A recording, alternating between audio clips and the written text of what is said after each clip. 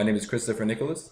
My name is David Neher, and this is the Commercial Building Energy Efficiency Program, or 50 by 30, addressing the energy action area of the 2014 UN Climate Summit.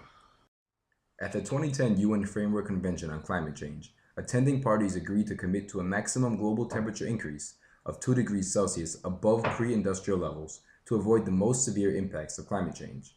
Represented in the figure above are different emission models, each depicting various levels of potential emission trends. Only the most optimistic predicts us escaping the 2 degrees Celsius barrier. With such a short amount of time before the threshold is met, emission reductions will be sought in the most readily achievable and economical of sources.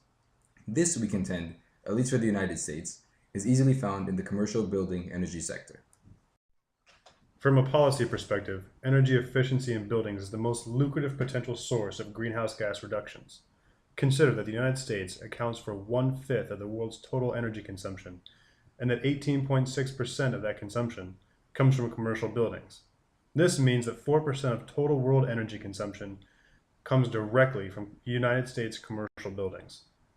The emerging scientific consensus is that the United States will need to reduce greenhouse gas emissions by 70 to 90% before 2030, possibly even by 2020, in order to avoid significant climate disruption. The social cost of carbon is a monetized estimate of the economic damages associated with carbon dioxide emissions. These costs include such factors as infrastructure damage from acid rain, medical costs from respiratory ailments due to smog, and so on. The social cost of carbon is currently estimated at $37 per metric ton. At current rates, commercial building CO2 emissions are costing the United States $38 billion per year. By 2035, this cost will increase to an estimated $69 billion per year. In the graph on the slide, the uppermost line represents predicted global emissions if we continue with the business-as-usual approach and neglect emission reduction. In order to reach our target by the year 2050, various mechanisms must be utilized, as represented by the colored wedges. It is important to note that energy efficiency improvements represent 50% of the total global emission reduction, proving a most useful and necessary tool. On the potential greenhouse gas reduction from enhanced building efficiency, the LEED rating system has established some groundwork. The Leadership in Energy and Environmental Design, or LEED for short, rating system certifies projects on a points-based system, awarding certified, silver, gold, or platinum certification. These points are awarded based on 6 categories: sustainable sites, water efficiency, energy and atmosphere, in which emission levels are considered, materials and resources, indoor environmental air quality, and innovation in operations. The main drawback to this system is that project owners often play a points game and earn the points in order of affordability. In doing so, they earn their LEED certification, but often display emission levels higher than that of similarly sized buildings that are not LEED certified. Lastly, it must be noted that LEED certification is not an efficiency standard, but a green building standard. In the global effort to advance energy efficiency, LEED is most certainly necessary, but not sufficient. 50 by 30 is part of a long-term energy strategy. We are proposing a nationwide, long-term goal of an 80% reduction in greenhouse gas emissions by 2050, equal to standards recently adopted by New York City, the state of Massachusetts, and the United Kingdom. Creating a federal incentive program for energy efficiency in commercial buildings is the most efficient method of achieving these forward-thinking energy use reduction goals. Pursuing an aggressive national emissions reduction agenda positions the United States as a world leader in counteracting climate change. Our plan is two-part: ensure access to capital for energy efficiency upgrades and provide tax incentives to incentivize the achievement of energy reduction goals. The Commercial Building Energy Efficiency Program offers building owners access to capital for energy efficient upgrades through government-backed loans. To qualify for a loan to this program, property upgrades must achieve at least a 20% energy use reduction compared to a building meeting minimum requirements set by ASHRAE Standard 90.1 TAC 2001. Property owners must also submit projections of energy efficiency improvements using government-approved modeling software. Those achieving energy cost reductions of over 30% are rewarded with tax benefits. Tax deductions are designed to completely cover upgrade costs and are inclusive of energy cost savings. Some characteristics of our program are that it is concerned with conventional versus deep retrofitting. It synchronizes with municipal government's PACE financing legislation. Energy efficiency improvements are compared to the ASHRAE standard 90.1 baseline. It is also technology neutral, a precedent set by the Energy Policy Act of 2005. To incentivize energy efficiency upgrades, 50 by 30 provides tax incentives designed to assist in recouping the cost of upgrades borne by property owners. Total compensation is calculated on a graded scale from $2 per square foot to $4 per square foot, where a 30% reduction in energy usage earns a $2 per square foot tax benefit, a 40% reduction in energy usage earns a $3 per square foot benefit, and a 50% reduction in energy usage earns the maximum benefit of $4 per square foot. Incentives are calculated with a combined compensation model, where the total benefits combine both energy cost savings and tax benefits. Energy cost savings are calculated using energy use reduction percentage with an average energy cost of $2.50 per square foot. For example, a 30% reduction in energy usage is eligible for total compensation equaling $2 per square foot.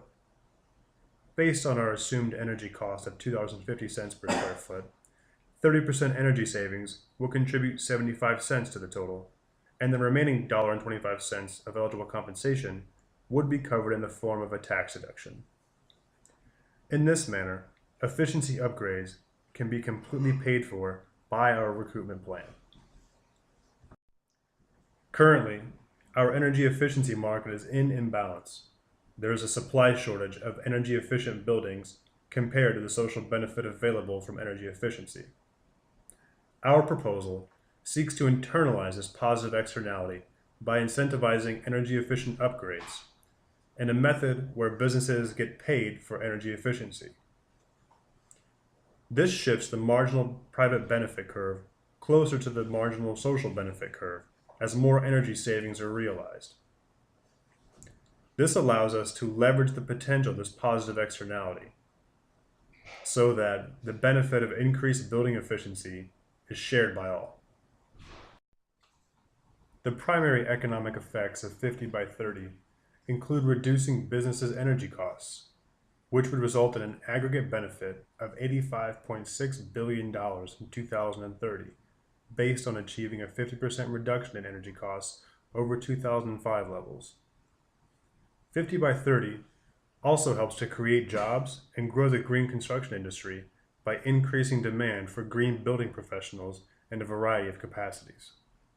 Secondary economic effects of our policy include decreased economic impact from the social cost of carbon, such as a reduction in property damage from flood risk and reduction in danger to human health. Other secondary effects are a possible increase in interest rates due to increased demand for capital. Our policy would have an unknown effect on energy prices due to the complexity of changes in the energy market that would result from a reduction in demand. The first and most pervasive constraint is an institutional one. The nature of commercial buildings in the United States is such that 35% of floor space is in the largest 2.2% of buildings, while at the other end, there are many small businesses occupying a relatively smaller space. This market segmentation makes collective action a more difficult feat. Secondly, the prevalence of PACE legislation in municipal governments will aid in the appropriation of upfront capital. Property Assets Clean Energy, or PACE, financing is a municipal tool that allows property owners to finance energy efficiency projects as a property tax assessment in which the debt is secured as a lien on the property. This helps projects attract private capital. Where this legislation is in place, it will be less burdensome on the federal government to back loans as promised. Lastly, on the possibility of imposing unfair regulation of green certification companies, we have deduced that the risk is unfounded. Citing precedents of IRS Tax Code 179D, commercial buildings, based on energy cost improvements, were able to recoup costs via tax breaks up to a maximum of $1.80 per square foot. Like our proposal, Tax Code 179D set energy use standards not in line with those in use by the largest green building inspector, LEED, and laid out simple guidelines. In order to claim a 179D deduction, certification must be done by a qualified inspector who is an unrelated third party using government-approved software.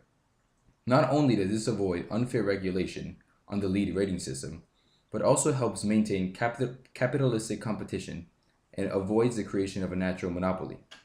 In fact, since we are setting a nationwide standard, we believe that it will be in LEED's best interest to align their standards with ours and allow buildings to reap the benefits we promised through the LEED program. Achieving 80% greenhouse gas emission reduction by 2050 is an ambitious goal that warrants ambitious action. 50 by 30 is that action. Thank you for your time, and we hope you enjoyed our presentation.